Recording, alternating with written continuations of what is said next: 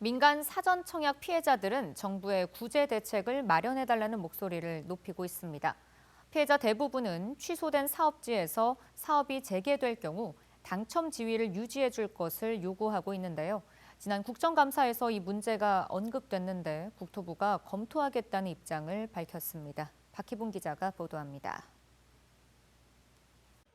사전 청약 피해자들로 구성된 비상대책위에서는 구제가 절실하다며 목소리를 계속 높이고 있습니다.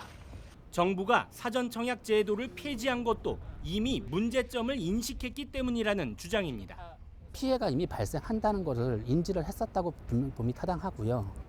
그렇다면 저희 같은 사람들의 당첨자들의 이 사업 취소로 인한 피해를 구제해 줄 제도 또한 마련을 했어야 된다고 봅니다. 국토교통부에서 지금까지 발표한 대책은 청약 통장 부활 하나뿐. 피해자들은 미봉책일 뿐이라며 근본 대책은 당첨자 지위를 그대로 승계해야 한다고 강하게 주장합니다.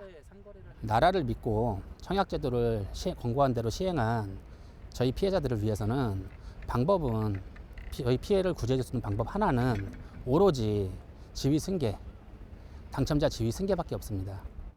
지난 24일 열린 국회 국정감사에서는 이 문제가 제기됐습니다. 사전 당첨자 지위 유지에 대해 국토부의 입장을 묻는 질의가 나온 겁니다. 국토부는 검토하겠다는 답변을 내놨습니다. 아쉬운 것은 피해자들은 실질적으로 취소된 사업지의 사업 재개 시 사전 당첨자 지위를 유지하고 승계할 수 있는 것을 요구하고 있습니다. 국토부 어떻게 전향적으로 검토할 의향이 있으십니까?